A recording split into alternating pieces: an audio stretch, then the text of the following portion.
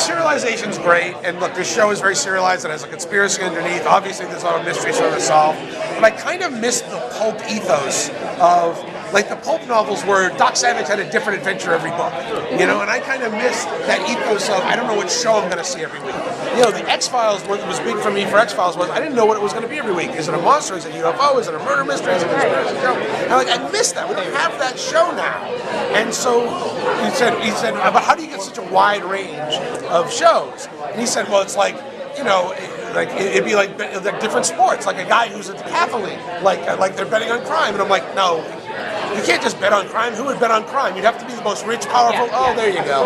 And it literally, in like an afternoon, we created the entire mythos of how this happened, how this started, how long it's been going on, why they're able to do it, why their technology is just 20 years in the future, but not super futuristic.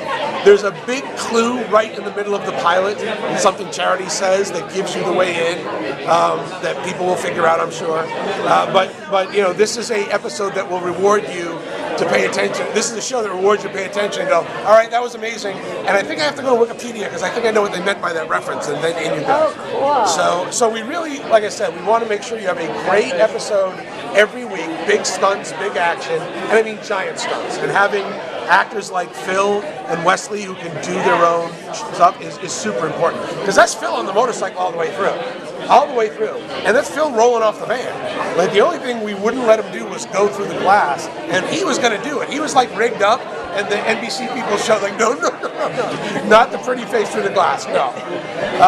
And like, you know, Wesley and Phil in that little fight scene in the middle, you know, that's both of them. Their stunt guys were off getting coffee. They were like having a good day. Well, Phil and Wesley were kind of, and I got to tell you, having Wesley, who's a real martial artist, not just a dude who kind of knows martial arts.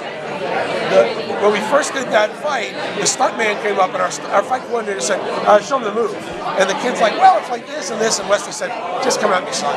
And the kid reached for him, and Wes went, bam, bam, bam, and threw him in that grip. And the whole crew actually went, ah! And he lets go of the stunt kid, who's like 22, who falls like a sack of hammers. And Wesley goes, yeah, we'll do that one. So him and Wesley, him and Phil are just doing it, and it's so great because you can tell it's them. You know, there's no doubling. It's great. How did you come through Wesley Snipes? You know what? The big thing is we really wanted this character to be menacing. This character is quiet power. This is a guy who is put on a suit, who is a guy who moves amongst the most powerful people in the world, but they are all scared of him. And we're like, oh, like Wesley Snipes was playing that badass in the 90s, and we kept going back to Wesley Snipes, and finally Sony said, you could just call Wesley Snipes. Now, what we didn't know is Wesley is a giant Blacklist fan, like a giant fanboy for Blacklist. Oh, wow. And so he had been thinking about doing TV. Like, he actually bumped into Spader at the airport one time and like, dude, I love your show. Like, he really loves it. And so when he found out it was some of the Blacklist partners, and he read the script, and I went in and told him, like, you know, this character is a guy, maybe he's the bad guy, maybe he's the good guy, you don't know.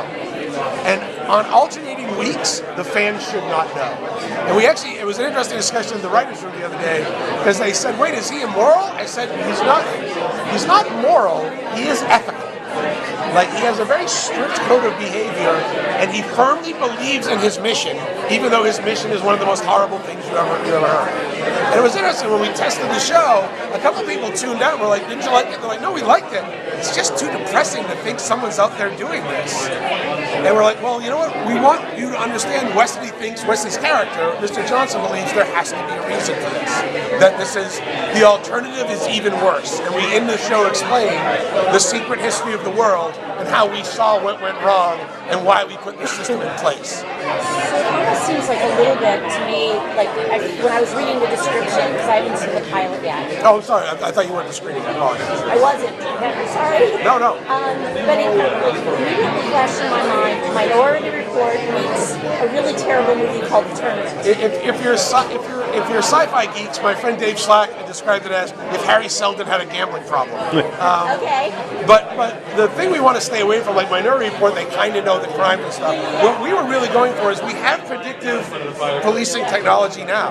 We have data analysis. We have Cassandra is based on, really, it's the character from Zero Dark 30 if she'd gone back. You know, her job is to hunt down, is take all that data and figure out who the bad guys are and figure out where they strike next. That's nothing we don't do.